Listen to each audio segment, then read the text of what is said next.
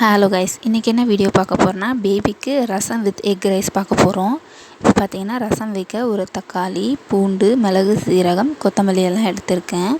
இதை ஒரு மிக்ஸி ஜாருக்கு மாற்றிக்கலாம். தக்காளியை க்ளீன் பண்ணிவிட்டு நீங்கள் சேர்த்துக்கோங்க, கட் பண்ணி சேர்த்துக்கோங்க, வாஷ் பண்ணிவிட்டு சேர்த்துக்கோங்க. பூண்டுமே தோல் உரிச்சிட்டு நீங்கள் சேர்த்துக்கோங்க.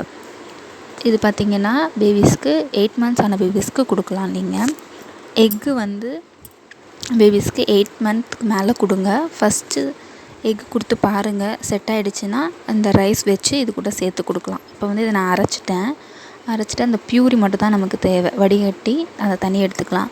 உங்களுக்கு எவ்வளோ தண்ணி தேவையோ அந்த தண்ணி ஆட் பண்ணிக்கோங்க. இது கூட பார்த்திங்கன்னா டேஸ்ட்டுக்கு லைட்டாக உப்பு சேர்த்துருக்கேன், அப்புறம் லைட்டாக மஞ்சத்தூள், அதுக்கப்புறமா பெருங்காயத்தூள். உப்பு நீங்கள் சேர்க்க வேண்டாம்னு நினச்சிங்கன்னா விட்டுருங்க, ஆப்ஷனல் தான். இப்போ இது எல்லாமே கலந்து ஸ்டவ்வில் நம்ம வைக்க போகிறோம். இது குவிக்காக ரெடி ஆகிடும். சிம்பிள் ரசம் ரெசிபி தான். 1 year வரைக்கும் பேபிஸ்க்கு புளி நம்ம கொடுக்கக்கூடாது, புளி சேர்த்த ரசம் கொடுக்கக்கூடாது. அதனால் இந்த மாதிரி தக்காளி ரசமாக நம்ம கொடுக்கலாம். இது ரொம்பவே டேஸ்ட்டாகவும் இருக்கும், பிள்ளைங்க நல்லா சாப்பிடுவாங்க. பார்த்திங்கன்னா 2 எக்கு நாட்டுக்கோழி நான் வேக வச்சு எடுத்திருக்கேன். எனக்கு 2 பாப்பா, ட்வின் பேபி, அதனால் நான் 2 எக் எடுத்திருக்கேன். உங்களுக்கு தேவையான அளவு ஒரு பாப்பானா ஒரு எக்கு கூட போதும். பார்த்திங்கன்னா ஒரு மிக்ஸி ஜாரில் எக்கை சின்ன சின்னதாக கட் பண்ணி பீசஸாக வச்சுருக்கேன். எக் ஆட் பண்ணிவிட்டு நெக்ஸ்ட்டு பார்த்திங்கன்னா ரைஸ், உங்கள் பாப்பாவுக்கு எவ்வளோ ரைஸ் தேவையோ, அவங்க எவ்வளோ சாப்பிடுவாங்களோ அந்த அளவுக்கு ரைஸ் எடுத்துக்கோங்க.